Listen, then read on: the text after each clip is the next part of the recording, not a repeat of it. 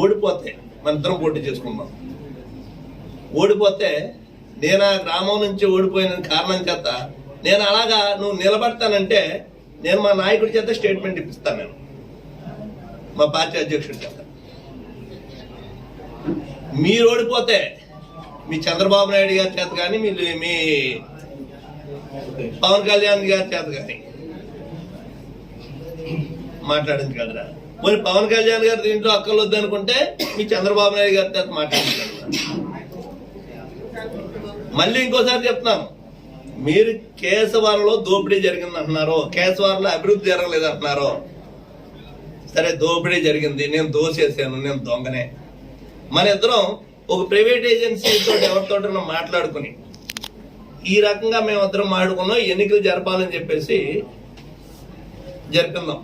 ఆ ఊర్లోని జరిపించి ఆ ఎన్నికల్లో ఒక వారం రోజుల్లో పెట్టేసుకోవచ్చు, కావాలంటే 10 రోజుల్లోనూ మీరు అంటే జరిపించి అక్కడ కేశవరం గ్రామంలో నిన్ను గెలిపిస్తే నేనేదో మాట్లాడటమే కాదు, మా నాయకుడి చేత కూడా చెప్పిస్తాను. మేము రేపు రాబోయేటువంటి ఎన్నికల్లో వైఎస్ఆర్ పార్టీ మెండపేట నియోజకవర్గం నుంచి పోటీ చేయదు.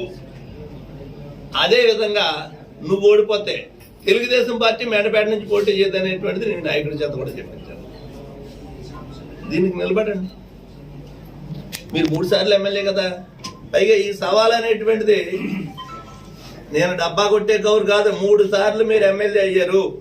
3 సార్లు కూడా కేశవారం నుంచి మీకు మెజార్టీ వచ్చింది. 3 ఎన్నికల్లోనూ కూడా మీకు మెజార్టీ వచ్చింది. సరే, నేను వచ్చింది ఈ మధ్యనే కదా ఇక్కడికి. నేను ఇక్కడికి వచ్చే చాలా దోపిడీ చేసేసాను, చాలా అవినీతి చేశాను అన్నారు కదా. దీనికి మీరు నిలబడగలిగితే చెప్పండి. మేమిద్దరం అనుకుంటే సాధ్యం ఎంత కావదో మీ సమస్యలోనే కూర్చోబెట్టండి. అతను కూర్చుంటానంటే సాధ్యాసాధ్యాల గురించి కూడా అక్కడే మాట్లాడదాం. కాదు, సాధ్యాసాధ్యాల గురించి కూడా అక్కడే మాట్లాడదాం. మీరు ఏదన్నా దానికి సంబంధించినటువంటి రూల్స్ మీరు ఫ్రేమ్ చేయండి. తలపొగరో మూర్ఖత్వం కాదు, ఆ గ్రామ ప్రజల మీద ఉండేటువంటి నమ్మకం. వెనక్కి తగ్గిపోతున్నాడో తోక ముడుతున్నాడు అంటే రకరకాల కారణాలు ఏమన్నా చెప్పచ్చు.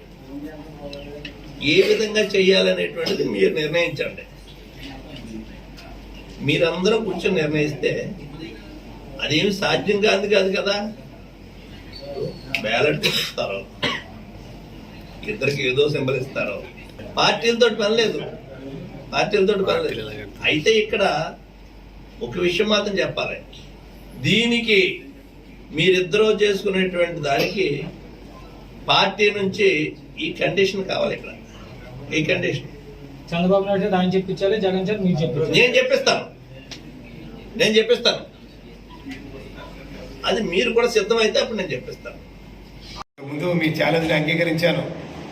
అంటే మీ ఉద్దేశం కేశవరం గ్రామం ఒకటే, కేశవరం గ్రామాలు ఒకటే ప్రైవేట్ ఎలక్షన్.